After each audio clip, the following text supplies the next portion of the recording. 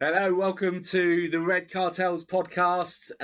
Today we have a jam-packed edition. We're going to be talking Ten Hag. We're going to be talking the battle of two of the Red Cartels, Arsenal versus Liverpool. Maybe have a little chat about Ballon D'Or as that's coming up, and of course the famous Dick of the Week as well. As usual, I'm joined here by MC Devitt Leone, but we've also got a special guest, Yaks, forming the third point of the Red Cartel triangle and representing Man United. How's everyone doing, guys? All good. Very, very good. Very exciting. A day with a lot of news.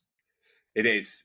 I think we should. Normally, if it's just me and Leone, Yaks, we'd be getting cracking straight on the Liverpool Arsenal game. Ah, of course, we would, yeah. But seeing as we have our special guest here today, I think we should really have a little chat about Ten Hag and the big news that Ten Hag has finally lost his job. He couldn't quite hold on to the Arsenal game, which really annoys me. I wouldn't have minded him being there when United played Arsenal. But from a United fan point of view, how are you feeling about it, boss? Yeah, I think it was inevitable, really. So overall, it's probably a good thing. He was basically on the verge of getting sacked, wasn't he? And then he won the FA Cup, and then he got a little reprieve. And yeah, I always liked Ten Hag. You know, he came in, he was dynamic, he was no nonsense. He had a good record at Ajax, but his recruitment has been unforgivable. Really, that's what's really the downfall.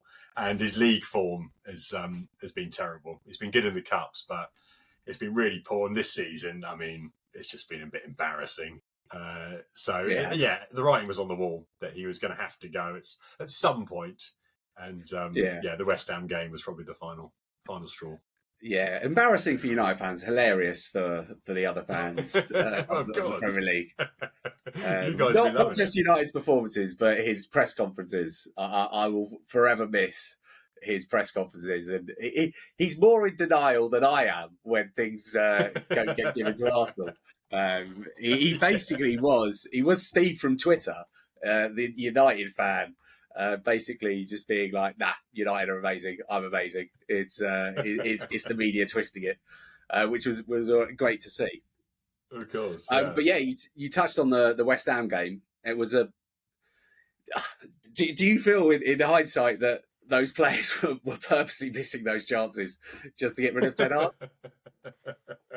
Well, it felt like that. I mean, especially with the Dalot chance, where you feel like, you know, he's done a lovely bit of skill to get through.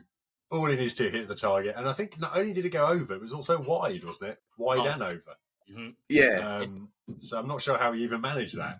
So it does have that air about it. But they just thought, wow, let's just not bother trying in this game. Yeah. I mean, it was a shame because United were actually playing some decent football. It's just you could not finish your dinner. Yeah. I mean, it's that same old story, isn't it? That they just couldn't finish, and you know we bring on Xerxes to try and he did actually set up a goal. Who would have thought? But I mean, it's that let West Ham back in it. Of course, as we know, it was a terrible decision to give a penalty. Later, our favourite subject. As my good friend Martinez said in the post interview, that they can't complain because they should have scored more in the first half. So I agree. Terrible. It was ridiculous. There's no need for things like that in football anymore. But VAR makes this happen often. Yeah. And people who listen to this podcast will know, and you know yourself, Yaks, from not just uni, but everything. You know me. I love it when you lose. Yeah. But at the same time, when I saw that, I was like, I was cheering the penalty, and then I quickly went on to Twitter or something, and I saw a replay of it, and I was like, oh my God, they've been robbed. He's going to definitely score this because they've definitely been robbed. And I knew you were like all over him. Not to the extent it was. I watched Match of the Day, and even that doesn't do it justice. Not really. Like, you battered West Ham like crazy and just could not score. Couldn't. And that's terrible. Yeah. It was the annoyance of Premier League going to play 4 games at 2:00. So I don't even think the United game was on TV. It was just No. disgraceful from the Premier League. No, exactly. Yeah, which is just terrible. But yes, I got the two lovely stats for Ten Hag. Is obviously we've played 9 games, lost 4, drawn 2, only won 3. And that somebody, a good friend, Alex Johnson, wanted to give me a shout out to him. That he gave me a great stat that since Ten Hag took over, the goal difference for the top teams, Man City have got 134, Arsenal plus 114. Liverpool 85 and United plus 11 since Ten Hag. Since Ten Hag took over. Yeah, That's unbelievable. unbelievable. To be fair, hearing that stat, he did all right. He did. How did he get to 8th place with over that time? Jeez, and he got Champions League qualification, didn't he? He did. Yeah, we finished second in his first season. There you go. Yeah, but in a calendar year, you haven't won a game in Europe. For Man United, that's one of the most insane things I ever heard. Because I heard somebody say, I'm going to check that. There's no way that's true. And then I was like, oh my God, but he was good in Europe. So he's lost the thing that he was even like really, really good at. He just got mental, I think. And then it's true. And I remember because when we actually did get into the Champions League, I remember watching all those Champions League games, and they were all brilliant games, like 4-3, but never to United. It was always a loss. And it was like, that was an amazing game, but we lost again. Yeah. And it was just, it was a crazy time where we tried to be like, the classic Brazil, where we try and outscore them, but it just never worked out that way. Can't do that. Like, you can't do that as you're in danger of becoming Tottenham. Literally just like, oh yeah, but it's exciting to watch us. And you're like, but you need to like win things. Something. But we won the FA Cup. Well, don't lose 8-0 in the or 8-7 in the league. Like, it's insane. Like, what are you doing? Like, it's crazy. Yeah, exactly. It was just sort of unsustainable, wasn't it? Really? No, that is crazy. That is crazy. But yeah, it was VAR. I mean, like of all of Ten Hag's kind of complaints about things going against United, which really were mainly his atrocious transfer record. But actually, it was for once. It was VAR that did him. It was a downfall. It was. That was the last act, wasn't it? It was very unfortunate. And, just and as I said, we're not always saying De Ligt is not always the greatest defender. But if you're just going to run into somebody in the box, what can you do? He just ran into his leg, and it's definitely a foul. Yeah, because Danny Ings moved his leg slightly, like out the way, and then dived. Like literally did like a weird, ran in and went, "Oh no, I don't want to get kicked." And it was like, okay, well, when two things run towards each other, there generally has to be something. It's not. We can't go for the ball and definitely not touch anyone because it's not physically possible. And so, otherwise, there was 100 penalties in that game. Yeah, and then the fact, as you said, the referees said it was, obviously not a penalty, and then overturned. Why would you overturn that? That's the strangest thing, I think. If the referee head on the pitch, mistakes are made. Okay, but high bar, mate. It's the high bar. It's high bar, mate. It was obviously a clear and obvious error. Clear and obvious error, mate. Clearly, so the ref was like 35 meters away. He couldn't see anything. It's clear and obvious error, mate. Or was the ref like a meter away from the incident and had a perfect view of it and was like, nah, it's not a pen. And then Michael. So it was unfortunate. Yeah, well, exactly. Yeah, so you're right. That was unfortunate. That was the last act that finally, did him in. Right. But yeah, as you said, he has to really take responsibility for the recruitment. And that's really the downfall of it all. Mason Mount, for me, has to be at the top of that. Surely, is that the number one terrible transfer? For me, it is. Yeah, for me, it is. It encapsulated everything that was wrong. That we desperately needed a midfielder. We wanted De Jong. We needed anything, somebody who could pivot, somebody who could attack. And then you knew Chelsea were like laughing. We're like, we've had the best out of this guy. He was never that great, and he gets injured all the time. But even if he doesn't, what does he do? He doesn't score. He doesn't set up chances. He's not skillful. He scored he scored a nice free kick once for Chelsea, I think. And that was it. So yeah, I really remember when you were buying Mason Mount and in all the media, and there was like a lot of like praise for how United dealt with Chelsea, because they said, I remember they saying like, "Oh, we're only going to give you 55 million. We're not going to go a penny more. Like, take it or leave it." And Chelsea must have just been pissing their pants when United came in with that. It's like, oh god, oh, if you must, we're really heavy hearted. We're letting him go, but yeah, you can have him. But are you? Would you would rate Mason Mount as a worse signing than Anthony? Yeah, because I'd say Anthony. Obviously, we know he's terrible, but when he first came, he was actually quite good. He scored against Arsenal on his debut, if you remember, As they do, right? as a classic. And he had a great left foot on him. And when he first came, defenders didn't know what he was going to do, so they were like, "Okay, he's got a bit of skill." So you think, okay, this was promising. And then obviously the defenders figured him out. So he's going to do the same thing every time. Okay, so we can just tackle him. And then his shot seemed to get worse. And then he just couldn't do anything. He became useless. And he thought, okay, that's why he's like, the Dutch league standard of like, he's all right in the Dutch league, but yeah, I mean, obviously I wouldn't, die in a hill over the fact that he could also be the worst signing. But yeah, I would slightly. But I take your point, because like United saw Mason Mount in the Premier League. Like, they watched him for season after season and still went and tried to buy him. So yeah. I mean, he had sort of one half decent season, didn't he, when they won the Champions League? Yeah, Mount, where he was sort of he was a starter, I suppose, on that team. And for some reason, Southgate loved him, didn't he? Yeah.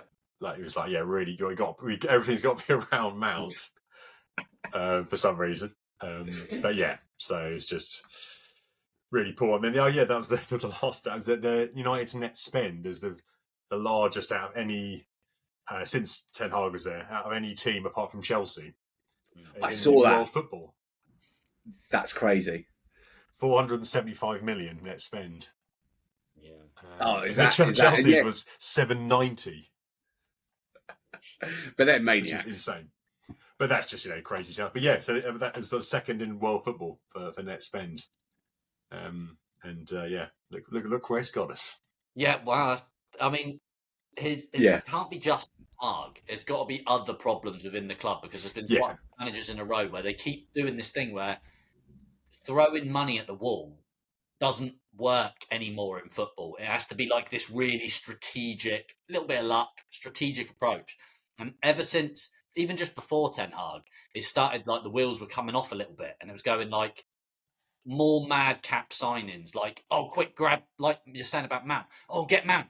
He's the one. And it's like, no one player is going to change this. It's like you need like a Fergie again, or like a Klopp type figure that comes in and it's like, hold on a minute, like Arteta's just done at Arsenal. Right, we're getting rid of everyone. Everyone's out, and we're starting at the baseline again. Because it's crazy. Have that amount of net spend and to have won a League Cup and an FA Cup, that's not cricket, is it? That ain't good. No. I mean, can you, apart from the crazy media appearances and the poor buying of players, I mean, can you pinpoint any other reason that it wasn't a success for Ten Hag? I mean, was there anything particular? I mean, that definitely covers a lot of the reasons. I would say. I'd say the only funny thing about him is that he always had really poor English. Like he really struggled sometimes to get his points across, which was surprising because he's the Dutch are normally very good at that, and you just take that as a granted. But always found it quite difficult to sit through some of his interviews, because you'd think, what was he trying to get across here? So maybe that was part of the problem. But no, I think you have to say those are the main. Yeah, the transfer. Whether it was maybe as you say, Leone, whether it was other people above him, forcing his hand, I don't know. But you have to put it down to the manager and say it just wasn't good enough, and he just couldn't keep that league form. I think United are 14th at the moment. Which is pretty unacceptable for Man United. Yeah, it's pretty weak. 24th or something in the weird Europa League table or something because you've drawn 3 and not won one, and it's like madness. Yes, that's right. They've been some. I mean, you must feel it as a Man United fan. Some poor teams. Like, oh yeah. Like you should be battering like 20, like 5-0. Yeah. But you should. It's just been a sort of a game you don't want to watch when you see them in Europe. You just think, I'm probably not going to watch that game because it's going to be bad. It's going to be a draw at best. So it's not even worth it. So yeah, exactly. It's just that's also been terrible. So mate, the Hodgson years, I'm telling you, the Hodgson years, and having Voronin and Paul Konchesky in the team and things like that, mate. I feel your pain when you're going to like right. Bratislava and you're like, oh, we're going to lose. We're going to get done because we've got some mad nutter in goal. And like, you've got the same, you've got Banana in goal, and he's just like, well, I know he was good before, but come on. Like, yeah, I mean, another not sure about that signing again. You just think, he was like, he had one half decent season in the Champions League, and then suddenly you're paying over the odds for him. Especially when you had De Gea at the time, that was a top keeper in the Premier League. Why let him go on a free and then spend 40 odd million on another keeper? It was this obsession with we can't play out. That was the problem with Ramsdale, with Arsenal. This obsession with we can't really play out. He can't, but I mean, he's a great keeper. He's got great experience. They were very sort of quick to get rid of him. Which, it just seems like a series of mistakes from Ten Hag that eventually caught up with him. I think so. Yeah, and I think even which surprised me, I think they let players go too early sometimes. When I'm ever surprised, I'm going to say this out loud, but we shouldn't have got rid of Fred so easy. I mean, not that he came good. Scott McTominay was your best player, and Scott McTominay, he was like one of the top scorers last season. He was your top goal scorer, mate. I believe. Yeah, he was your top goal scorer.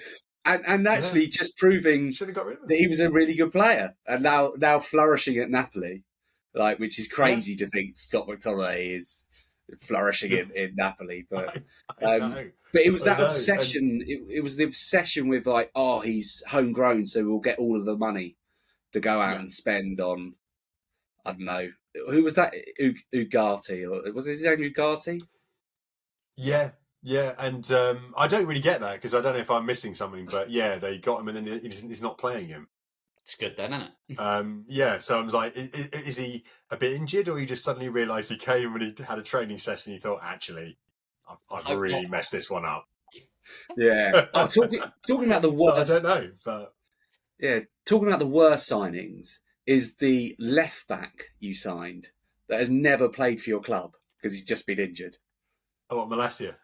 Yeah, that's it. Well, there he is. He's from the Malacia. Brought him in for cover for an injury-prone left back in Luke Shaw, and then he's never played. It's like, geez. Well, he had a couple of games in the Europa League. What more do you want? Oh, fair enough, mate. Fair enough. That's what you need. 25 million quid spent. He was from the Dutch league as well, wasn't he? Yes. I forgot where he was from, but again, I mean, complete disaster, really, complete disaster. Yeah, I do feel sorry for Ten Hag because he obviously was. He probably was in charge of a lot of the transfers because no one else was able to do it in United because there was a lot of Dutch league players that came into Man United.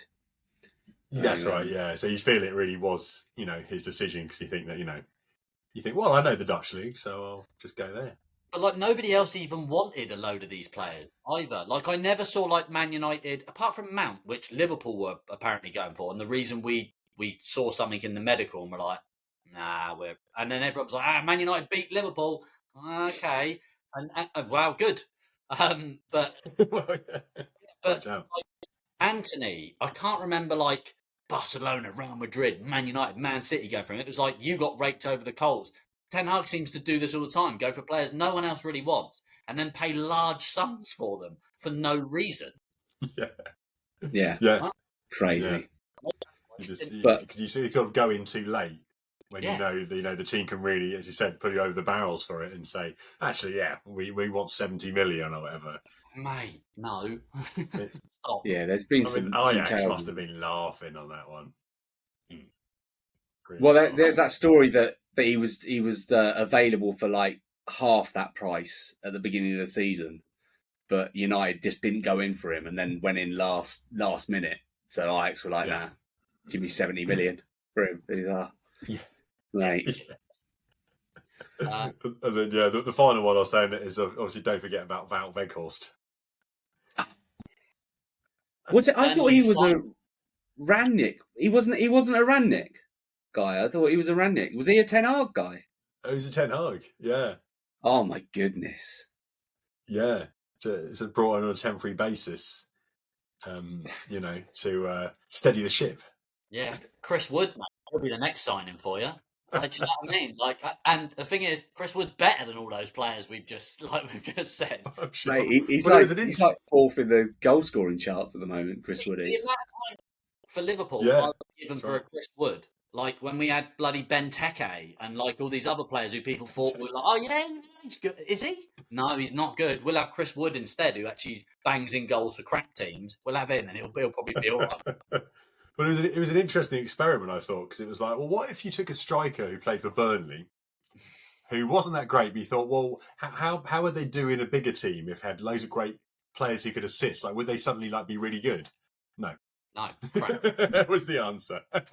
It was almost like a Hollywood. Oh, I say Hollywood, a low budget British film where this like third division striker gets signed by United, and then in the film he goes on to score the winner in the Champions League final, but in reality, it was about Weghorst. So yeah. I think he scored in the Europa League. I think he got a goal there. He did. That was the height of his performance. Crazy. So do we move on to who's next in then, rather than Ten Hag so much? Who do you think, Yaks, as the Man United fan, who do you want first? Also, before we jump into that, how are you looking forward to Ruud being your manager I'm in the interim? massively looking forward to it. Yeah, obviously loving Van Nistelrooy in general. Yeah, being a United legend, and obviously he had that promising spell at PSV, which didn't end well. But yes, I know I'm very excited about Ruud being the interim. Again, I think it's like one of those nice appointments where it's not too much pressure because you think, well, it's going to be interim. He's got a little bit of a bounce possibly. So I'm excited. I'm very excited about that. But to come in next is a good question. I think there's a few names thrown around. I know Xavi is one of them that's being thrown around. Favourite. As one of the favourites, which would be exciting. You think, he's young. He's a young Spaniard, and he did well at Barcelona. Whether replicate that, I don't know. I don't think you should. I'm not sure. Be your manager, but I'm just saying it now so that it's on record. Xavi is not a good manager. I think he's very average. He was in a Barcelona did all right in the the Spanish leagues like Barcelona's youngsters are like the best players in the league even back then, and now they're really good because you're like, oh, they've actually got some good players. But he is. I know he's one of the favourites. I was just looking up the betting odds, and Van Nistelrooy is favourites at the moment, evens, and then Xavi, and then Gareth Southgate. Is 5-1. No. Yeah, that would be my worst nightmare. Would be Southgate. I think so. Matt, steady the ship. Steady the ship. Yeah, get that defence working. Mate, I'll tell you this. As a Man United fan, you'll laugh at this. I literally watched the Gary Lineker podcast one. I can't remember what it's called. I always want to call it The Only Way Is Football, but it's not that. But anyway, the rest is football. The rest is football. Yeah. And they were saying, "Oh wow, do you know what? They should get Lee Carsley in." I'm well behind that. Gary Lineker trolling United. Mate, he's absolutely trolling them. Naughty Gary. Yeah, can't no kidding. Carsley in. But yeah, No. Xavi, I didn't even realise Xavi was in the frame. I mean, he would be. I think whether it's just because he did all right at Barca because he was Barca legend, or whether he is actually. It's hard to know, isn't it? Because obviously he did well to win the league, but then was it that time when Madrid were a bit crap, and obviously as soon as they got good, then that was him done. So it's hard to know whether that was just an easy win. Because you say, like, who else is going to win it apart from Madrid? Okay, Atletico every 5 years or something. Yeah. So it's hard to know. But yeah, I mean, it's obviously he's a legend, and you feel like at least it would be like some dynamic stuff, a bit different. Nice to have a young manager, some fresh age. So I think it'll be good. I know. Yeah, who else were they saying? Graham Potter was in the Graham Potter's 12-1. The 12-1. Yeah. Well, he couldn't handle Chelsea, so I'm not sure how he's going to handle the mess of United. I mean, no, it'd be just wouldn't it? It's insane. Yeah. So I'm not sure about that. It's going to be a difficult because United, like, as much as I like to take the piss out of them, they are a massive club. Like, they are still probably the biggest club in the world. Like, in terms of the name recognition. So it's going to take a strong manager to come in there. One thing, I think is going to really help the next manager is that Ferguson's not going to be one of their advisors anymore. I think that probably held back a lot of the managers. Like, every time it went slightly wrong, just pan to Ferguson. Be like, well, Ferguson was good. It's like, but that was Ferguson in a different era. Yeah. Like, you can't move on. Agreed. But Rude, I'm looking forward to Rude on the touchline. I mean, I was saying I think Arsenal should get Martin Keown in as a little temporary assistant manager. They could have they can get their feud back. Spark. Yeah, that'd be good. Yeah, enjoy that. The classic missed penalty, smashing the crossbar. What a moment that was. Exactly. So it'd be great to see him in the dugout, and I hope he does well. Gets the best out of the players, and obviously just needs to work on that finishing. That is the key. Yes, one of the most natural finishes. Can you teach it? Rooney says you can. A lot of people says you can't. I remember him saying he was on a podcast saying you can teach good finishing. So we shall see. But that's what they need, some finishing, because that is what's letting them down at the moment. I think so. You're like 7th in the XG since like this season. So you've like created the 7th most chances, but like you're the bottom of the converted chances, or like second from bottom. It's like the only teams that have scored less goals than you are Crystal Palace and Southampton. That's not a good stat. It's not a good stat. No, that's not good. Southampton are so poor, it's unbelievable. Like, do you think? Because my vote, if I was Man United board, my vote, I've got two in mind, and I've been saying it for a while, but Marco Silva from Fulham is, I think, amazing manager. Like, Fulham are quite good. Fulham could finish like 7th or something, and that's Fulham. But what would he do at Man United? I think maybe quite good. Or if you could get him, and it'd be easy to get him, I think, Thomas Frank from Brentford. Quality. No, good chance. I know, because I think Boss was mentioned that before, actually, in a different chat about Marcus Silva. He's gone a bit on the radar, hasn't he? He's not in the betting markets. He's not in the betting markets, and I think he's been around the Premier League quite a while now. Different, like he managed to not get. Did he leave Everton or get sacked by Everton? But regardless, he actually did all right at Everton, which is more of a basket case club than United. He did well with Hull. He did well with Watford, and now he's gone to Fulham. Every time he's gone up, he's done well. And for me, I mean, I don't want to see it happen because I don't want United to get good. The only thing about him, I'd say that he hasn't been at a club for very long. He's only sort of been like 1 or 2 seasons. Yeah, that's true. So there's that to it. But I mean, he's definitely got great potential, and Fulham been great. And Thomas Frank he's done a cracking job with Bournemouth. Brentford, sorry, not Bournemouth. With Brentford. So I mean, he would definitely be good as well. Should. So there's some good managers in the running. Sometimes you get this where sometimes there's nobody available and you're really in trouble. now it feels like there's actually some good managers, waiting for the call. Big Sam and Hodgson are out of jobs, I think, as well. Well, there you go. Get back to long ball football. Oh no! I saw Hodgson in the crowd at the Arsenal Shakhtar Donetsk game. Apparently, he's just taken up a job with FIFA, and the commentators were saying that they asked him what his role was, and he said he didn't actually know. So he's just got a job for the boys at FIFA. So, but yeah, no, he's probably not going to give that up. No, it's okay. Yeah. Stick with that, I'd say, for him.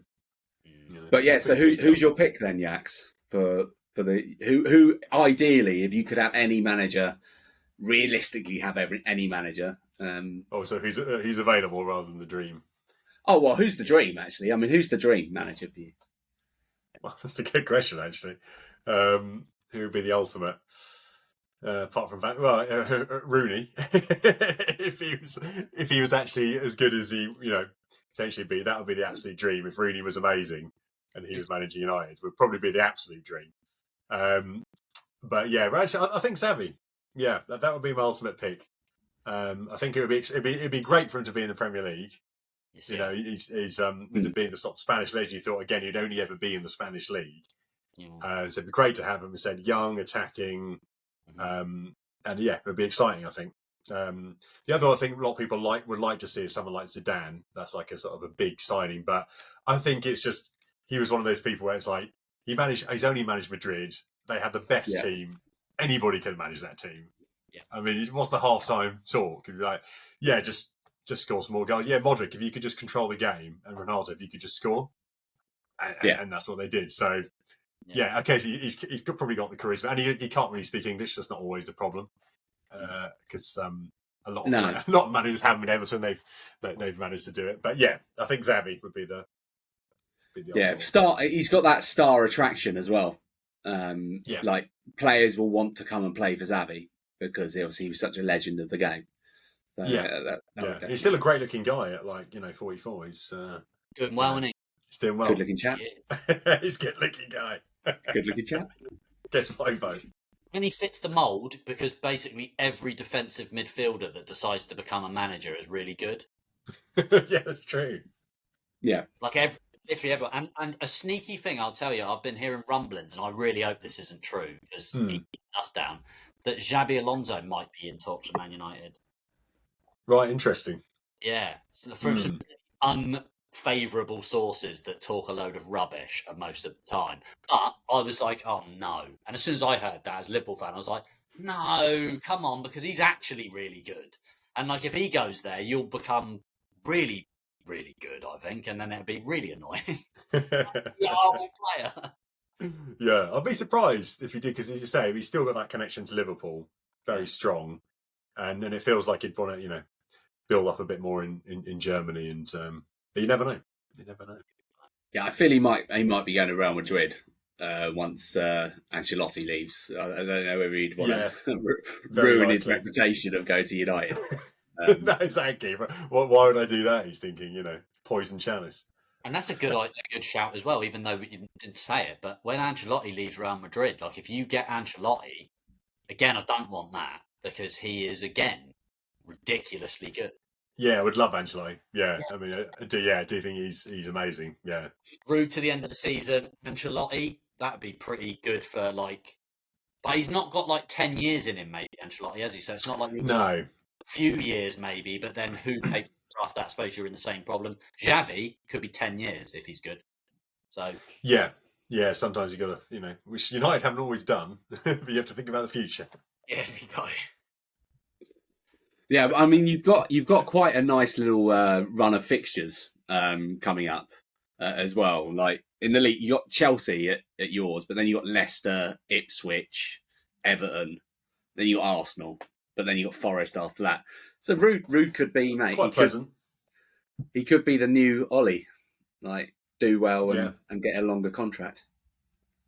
Yeah, it can happen. Yeah, you're right. Just we'll see how it goes over these next few games. Will sort of tell us quite a bit. But yeah, good luck to him. The legend of Rude. I mean, fingers crossed. They all do shit, but Well, I think you don't have to worry about United this season. I think whatever happens. Right. Yaks, as an Arsenal fan, I always have to worry about United. Like, Arsenal will go up against United, and United will just pull out a magnificent performance. It happens every season. We barely scrape past you, and then and then you get beaten by like a bottom 3 club the next game. I mean, the fact that Anthony actually managed to score against you sort of gets proves that. There you go, mate. That says it all. Says it all. There we go. Oh, but yeah, no. Well, that's. I mean, I enjoyed a bit of chat about United, mate. I love having a laugh at their expense. So, no, in all honesty, yeah, I think I'll leave you the last words, Jag. I mean, where do you see where do you see this season going? I mean, hopefully, it can only go up from here. I think, the much we can hope is that we'll get into the sort of Europa League positions, and maybe have a little cheeky cup run for now. So I think it can only go up, and that's probably the amount we can hope for at this stage. Beating Man City. That's all we can really hope for. And like derailing them, as in, we're hoping it's going to be a tight race. If we can hope to, to derail them, that would be the ultimate win with Van Nistelrooy in the dugout. Yeah. Well, who would you want to derail more? Liverpool, Arsenal, or Man City? Man City. Definitely Man City. Respect that.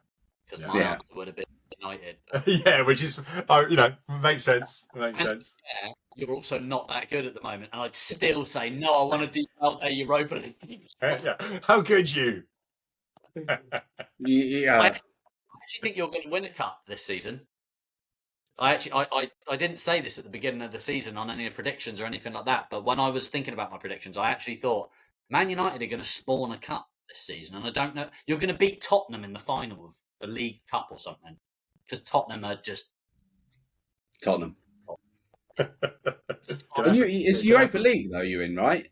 Europa League United are in. So, I mean, that's a winnable competition for a club like United should be getting semis.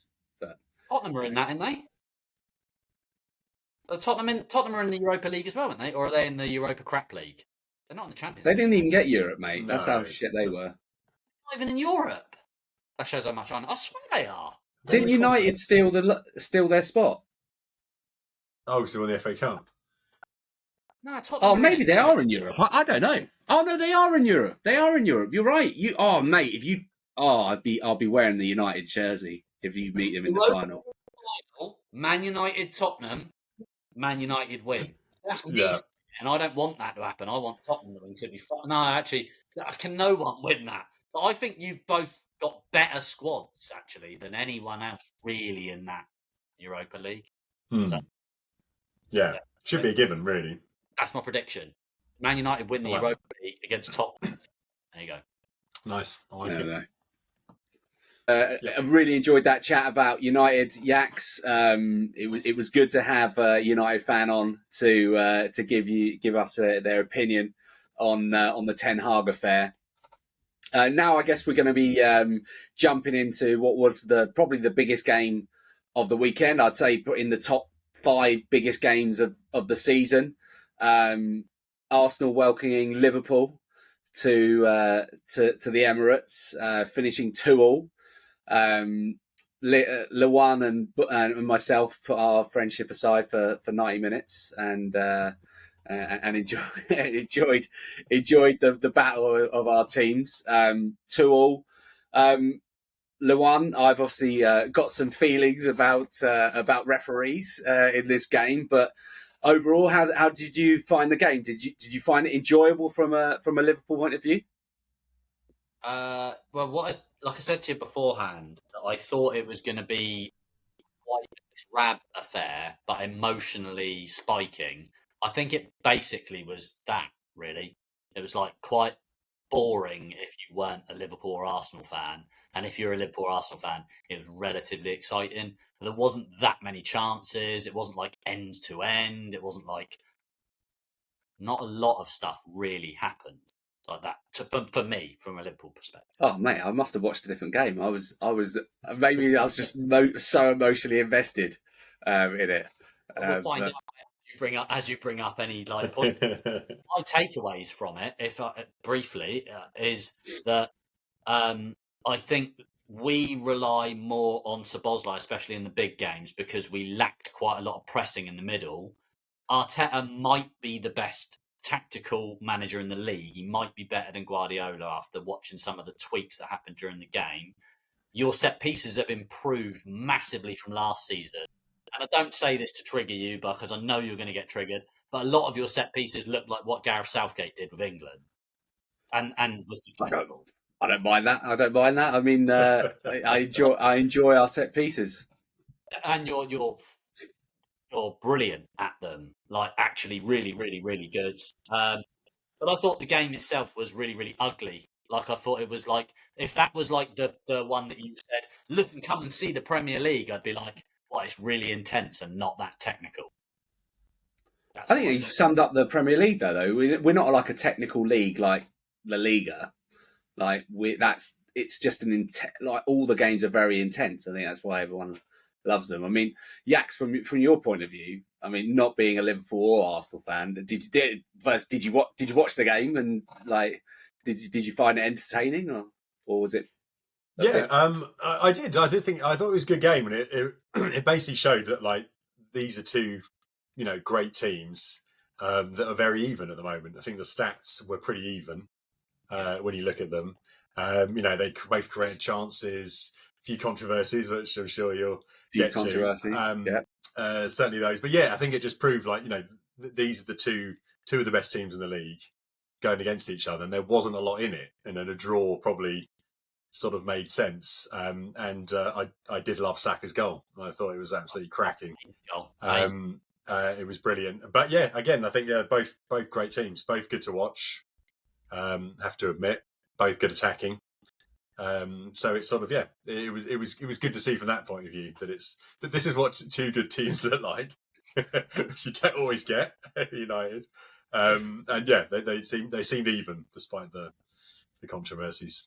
Yeah, no, I didn't enjoy the game because I don't actually really enjoy big Arsenal games anymore. I enjoy them afterwards when I watch the highlights. If Arsenal win, obviously. But yeah, it was always that. It was very nerve wracking, especially But especially when Gabriel went off and then Timber went off, and I was just like, we're relying on Kivior. And I just can't handle relying on Kivior to try and keep the goal, keep the opposition from scoring. But yes, Saka. I love Saka's goal. Just the boy is so special. Arsenal love him. I still don't quite understand how he's not appreciated for England as much as he should be. Best player in England. Well, best English player in my eyes. Phil Foden isn't good enough to lace his boots at the moment. I think he's he's a star, isn't he, for England every Saka. game, isn't he? Yeah, unfortunately he is. I appreciate Saka, and it's like loads of people do, but in the same way, I think the right winger thing, because in the same way that like Salah doesn't get and hasn't really had the appreciation that he should have, Saka will just not get his, and whoever the next right winger is will just not get his, and whoever plays on the left like Ronaldo used to, it'd be like, he's amazing. Have you seen how good he is? Right-footed guy who cuts in. Don't worry about the left footers. It's like they're sort of like footist, if that's the way that you can say it. But yeah, like it was a great goal, and then obviously Liverpool go and equalise. I mean, the equaliser was from Van Dijk. I mean, my first question, and it'd be great to understand from your point of view, Leon. Should Van Dijk still been on the pitch? Should that not have been a red card for kicking out twice at Havertz in the same action in front of the referee?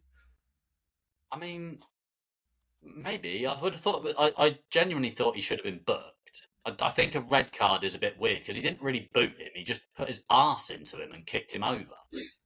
Yeah, it's just I've seen it so many times, like a petulant kick out, and he did it twice in front of the ref, and the ref even came up to him and was like, I saw that. Like, well, if you saw it, mate, why are you not even booking it?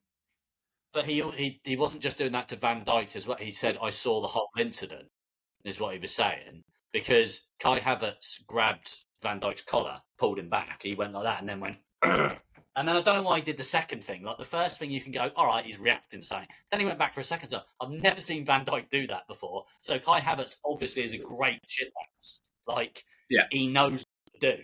And because that can only lead you to good things. That can only lead you to good things. So, no, I don't think it was a red card. I think it would have been an incredibly harsh red card.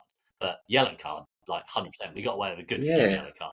I mean, it was my first annoyance with the Sky monopoly on everything about football, that they didn't even talk about it. Didn't even discuss whether it should have or not or shouldn't have been. It was just like, nah, we're not going to discuss that. But great little set piece by Liverpool.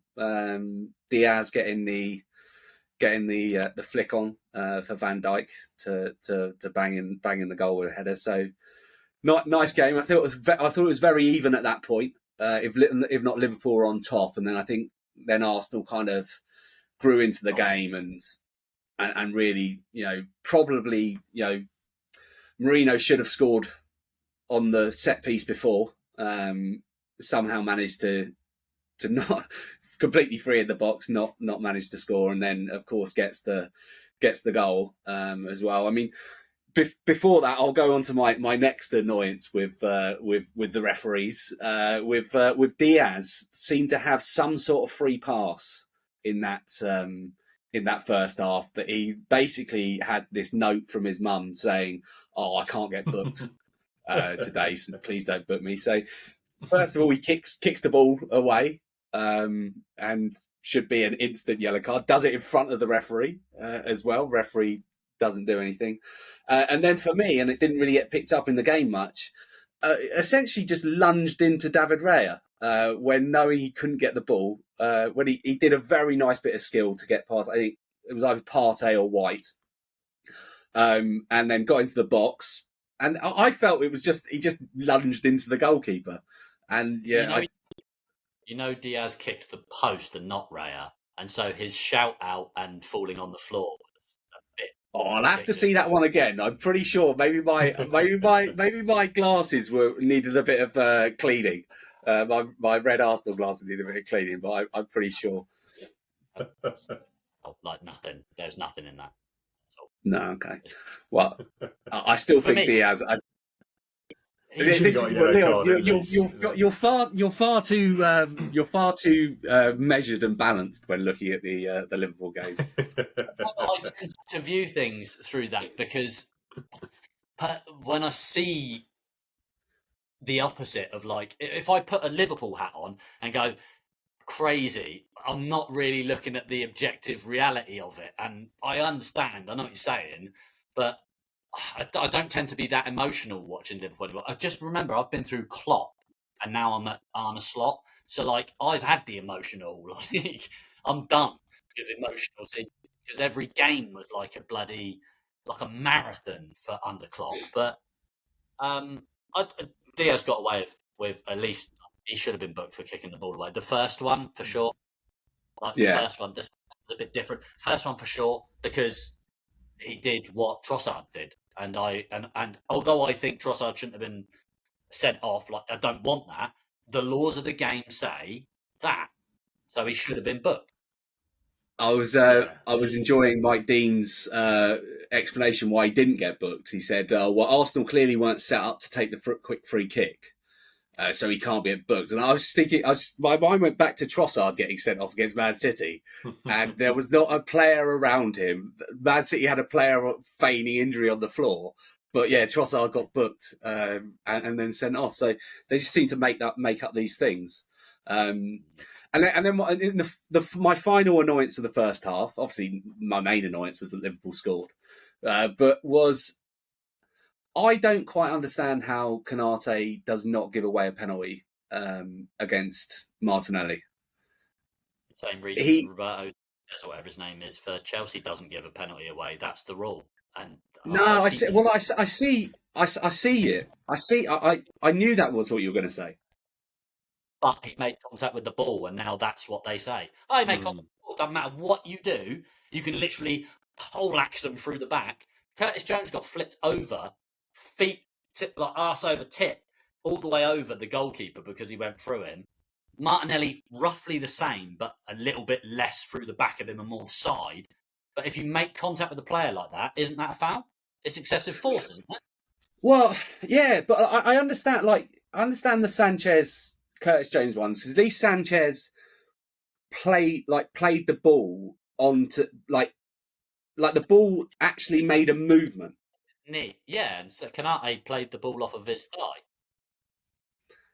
I feel the ball slightly hit his thigh as he was lunging 2-footed into Martinelli. But any contact with the ball is contact with the ball, isn't it? That's what they're saying. Because I know, it's crazy. Yeah. Not mean to make contact with the ball because it ended up going through his legs towards goal. He just lunged in, the same as Canate. Uh-oh, crap, quick, do this. And that should be, in my mind, penalty. You're not getting the ball there. You've just done that. But Lord, I wasn't even like, oh my God, that's going to be a penalty. I was like, it'll never be a penalty. Never. That won't be. And then we go back to the Man United game, Yaks, and then, then VAR get involved, mate. Yeah. Yeah. I felt like, personally, none of the decisions really sort of would have changed the game too much. Like, yeah, Diaz should have got a yellow card. Van Dijk should have at least got a yellow, but it's like, and then, yeah, the letter of the law says it's not a penalty, even though it's a bit ridiculous. But yeah, I still think that draw was probably I personally think if Van Dijk gets sent off in the whenever it was, like the teens of minutes for a kick out. I mean, like, okay, yeah, he didn't really do much, and Havertz went down like a sack of bricks, but like to not even have a VAR check on it, or to have it like the refs like right in front of it, like seeing exactly what he does, but again, I mean, it was 2-1, at half time, so like you can't complain as an Arsenal fan. You 2-1 up against your biggest rivals in the league, and then kind of Arsenal just sat back for a bit, which is always my slight annoyance with Arteta. And I understand why they do it, because we had years of being criticised for being naive and going out and trying to get the third and fourth and then conceding. So we sit back more, but we kind of just invited pressure on, and then Gabriel goes down injured. Timber goes down injured. We end up with a back four of Partey, White, Kivior, and Miles Lewis Skelly. And once that happened, it kind of thought Kivior and Lewis Skelly against Salah is never gonna end very well for Arsenal at that point. So, but yeah, great goal from Liverpool. Great pass from your favourite player, Leon, Trent. I don't think he's my favourite player, but yeah, I do love him. You love Trent? I thought you did love Trent. Is he good? I'm my favourite player now for Liverpool, but I do love Trent. I absolutely love Trent. He's not even. Who's your favourite current Liverpool player? For Mo Salah. Oh, of course, Mo. Yeah. Fair enough. Since he's been there, basically, like flirtation with Mane for a bit, and then like, I want Stevie G, but he's too old, mate. You can't. Ultimate Liverpool legend. Lifetime contract. I think so. But do you think they suffered a bit, Arsenal, with that, as we've been mentioned before, about the squad rather than the first 11's amazing, but sometimes it's the players that come on. Yeah, I get that point, but like I don't think you can build, unless you're Man City, you can't build a squad to soak up Timber, Gabriel, Saliba, Calafiore in your defence. That you can't have four other players that are as good to come in, and we do have one up. Ben White, I mean, can play like so. We have 5. I would consider like some of the best defenders in the league. We've got 5 of them, like, and then so it's very hard to plan for that. I mean, the only one you can say, I think, for me is that like we needed someone for Odegaard, like, and Saka, obviously, but luckily Saka was fit enough to play. Yeah, it feels like the only downside is there's maybe some bit of burnout where if Saka plays every game, Odegaard plays every game, and then again, as you said, it's the most intense league in the world, and you feel you need some sort of backup. You're right. I mean, that's why Man City, will just buy 2 players for every position, maybe 3, and that's fine. And then Guardiola still sometimes complains at having a. But anyway, and then you need somebody to come in. It's the Harry Kane dilemma, though, isn't it? It's like with Martin Odegaard. I think we had him for 2 seasons. He played pretty much every single game. It's like how do you bring in someone? We tried it with Fabio Vieira, and then realised, he's not going to play a single minute, so we get rid of him. I mean, obviously, still heartbroken that we got rid of Smith Rowe. He would have been unbelievable in that position over the last 5 or 6 games. He would have been the person that came in, as he's proven at Fulham, how good a Premier League player he is. So that's a bit upsetting. But I take your point, but I can't take that for the defence, because I don't know how you could plan to lose your 4 starting players, one for a silly red card the game before, and 2 being injured for the game, one being injured for the game and 2 coming off. So it's going to be hard to plan for that. That's true. It's very difficult. Yeah, and obviously if you're City, you just buy a new one in January. Yeah. But anybody else, what can you do? Yeah, I mean, they've got a £100 million player, Jack Grealish, just sits on the bench. I mean, like no other team would do that. No, exactly. No, exactly. Buy Phillips and never play him, and then say he's fat. Yeah, pretty much just ruin him. Well, of course he is. He doesn't get to play. No wonder he is. But I digress. But yeah. And do you think is it Terrier or Terrier? Your defender, the Dutch defender, who had to go off. Timber. So I know I know about it. Does he? Because I don't know much about him. Does he seem really good? But he's been injured quite a bit. Yeah, he had that massive ACL injury that kept him out for his entire first season, and now he's picking up the apparently, not that I'm in the know or anything, but I hear these things like apparently you pick up a lot of muscular injuries after those sorts of injuries, and he just keeps picking up a muscular injury. Calafiore, I understand, is probably actually quite injury prone. He busted up his knee when he was young, and he seems to have done his knee again. Right. So maybe have that, but Ben White's always there, mate. He never misses a game. No. Did he actually go off for an injury, or was it because he was knackered and it was his proper first super intense game back? No, a muscular injury. I think they said that he's tweaked what he was out for a few games before that, and he's tweaked it again. It was going to be difficult if you were injury already, and then it was he's not even fully fit, but we've got to play him. It was sort of always gonna happen. And the one criticism that I would levy at Arteta is because even during Klopp basically never changed his team, almost never. But Saliba and Gabriel and Saka played more minutes than any of the Liverpool players during the same period. Arteta, and I'm not saying you should rotate them all the time or anything, but literally he plays them all the time, all of the game, rinse and repeat. In fact, didn't Saliba only miss 1 game last season? I don't even think he missed it. If he missed anything, it would have been 1 game. But he played pretty much every single minute. He was the most played player. But of course, he's not injured. He's just got, VAR just came along and said, "Oh, that's clear and obvious," and we're going to send him off for that. So we've still got a decent defence, even with that. To play Miles Lewis-Skelly, Ben White, Saliba, and Partey, and we still got Zinchenko. He seems to have gone completely now. Oh yeah, I forgot about Zinchenko.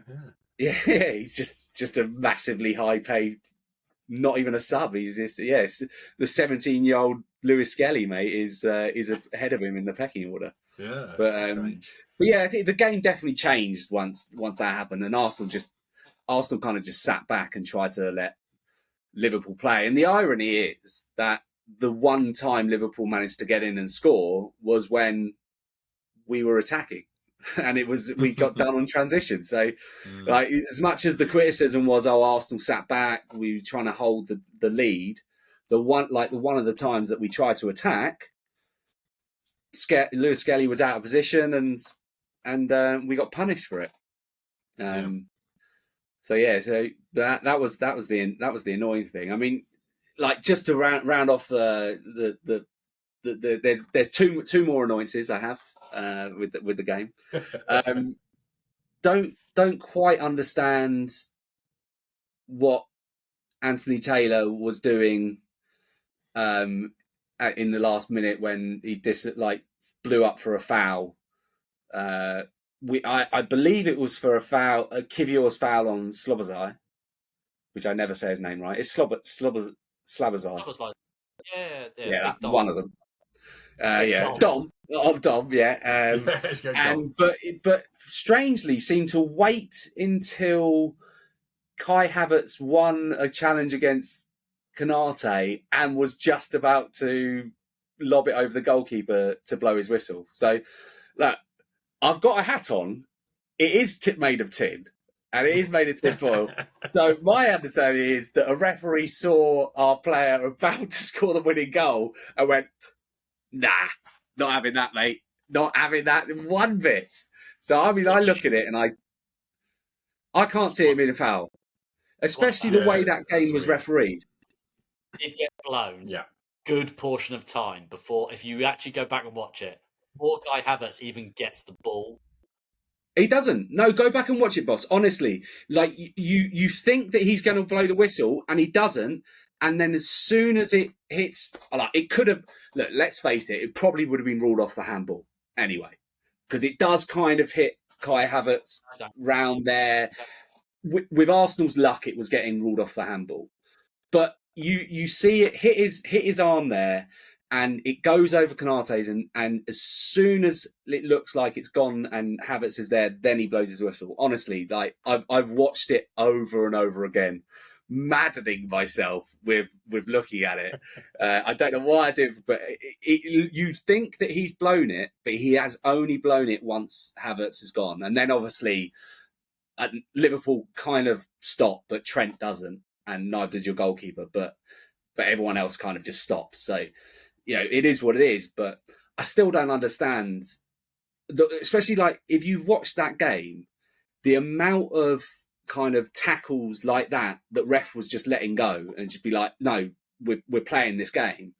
Then to blow up for something like that, it just makes no sense to me. Did seem weird.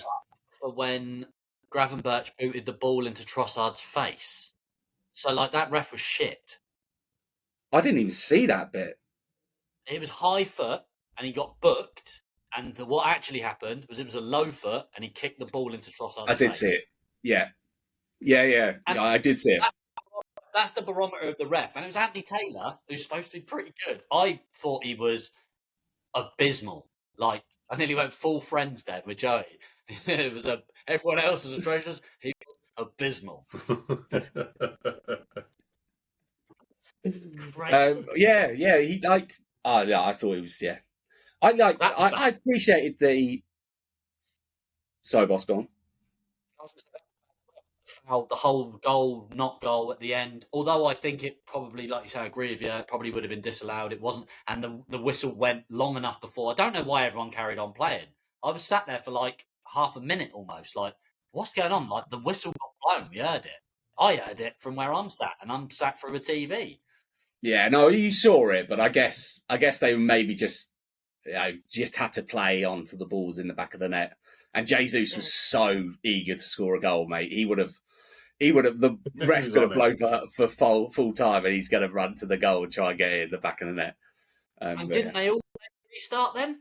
Technically speaking, if the whistle was blown, Kai Havertz, Kelleher, Kanate, Trent, Gabriel Jesus, they all need to have bookings, don't they? They all delayed the restart because they carried on playing a different game. Well, you will be happy to know that Jesus did get booked.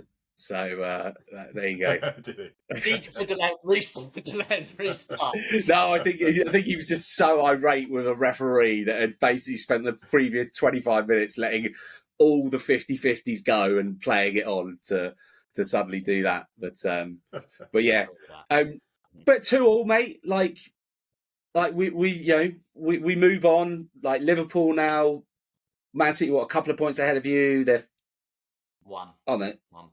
They're 1 point ahead of you. Yeah, 5 points ahead of Arsenal.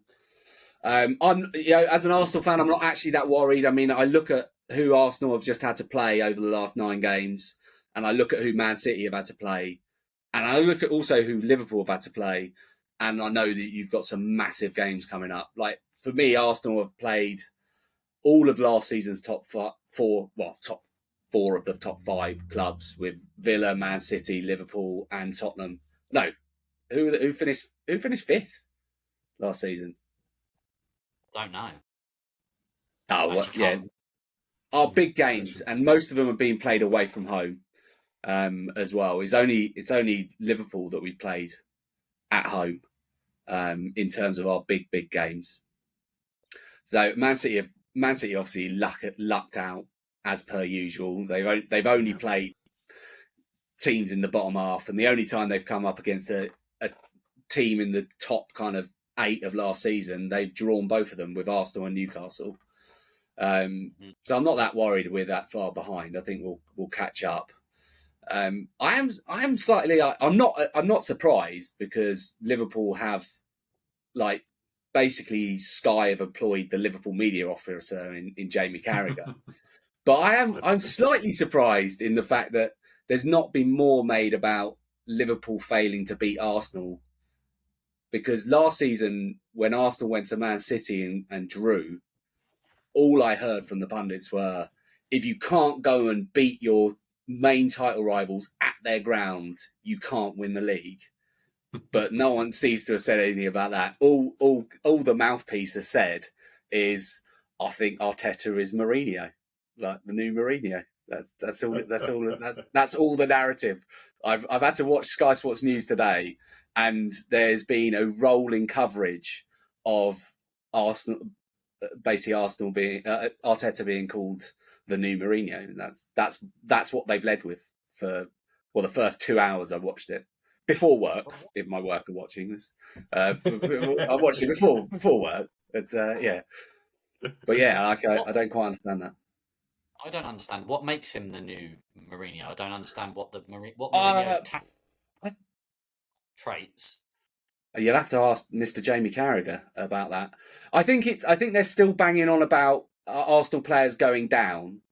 But the only 2 players that went down were Gabriel and Timber, and they both went off and they've both got injuries. Worse or better than any other team that players go down and waste time and don't waste time and kick balls and don't kick balls. Everyone's the same. No one's worse than anyone else. Everyone does it. Don't you agree? Yeah. Oh yeah. You'll watch 10 teams from the bottom half of the league come to the Emirates and do that from minute 1. Nothing said about that because they're minnows. But if you do it, it's like, wow, you're out of order.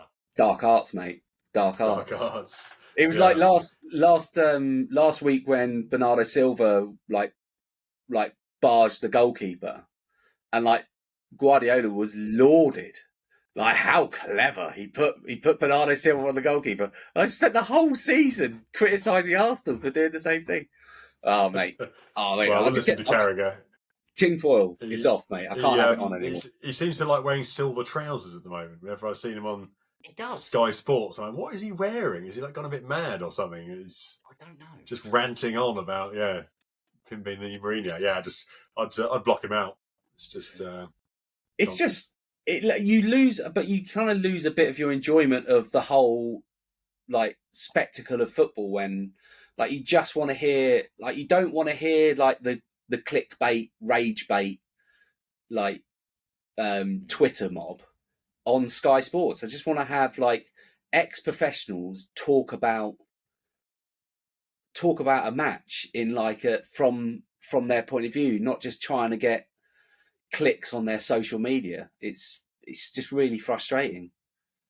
Yeah, it's some of the worst coverage Sky, I think, for me, in terms of the pundits. It's pretty bad, and it's just all adverts anyway. They have about 2 seconds to actually talk about it, and then they have to pick one thing, and it's usually. But it's the like monopoly of like Sky, isn't it? You have to watch it if you're in the UK. Yeah, you haven't got a choice. Yeah. Bizarre. I don't understand that. I mean, I can understand from a tactical standpoint comparing him in some ways, like to Mourinho. They're both tactically when Mourinho and his Pompey was tactically brilliant, and I think Arteta, because we didn't mention it in the talking about the game, but one of the things how Arteta set up to employ Havertz in that game was like cerebral as hell. It is the whole reason you scored the first goal. It's the whole reason why you dominated the last 20 minutes of the first half. He had more touches on the right wing than Saka. Oh yeah. That was he uses Vicar it very Richards well. actually talked about that on Match of the Day too. They talked about it Match of the Day too. Yeah. It was brilliant. It was honestly, it's actually brilliant. I saw it in the game, and I was like, "Why is he always there?" Like, I'm not a manager, so I wasn't like, "Oh, he's doing this." Then when I saw it, and I was just like, "Oh my god, he's making Van Dijk go all over the place," and then he's doubling up on Robertson, and there's quality. Like, what a pass from Ben White. What a tactical draw.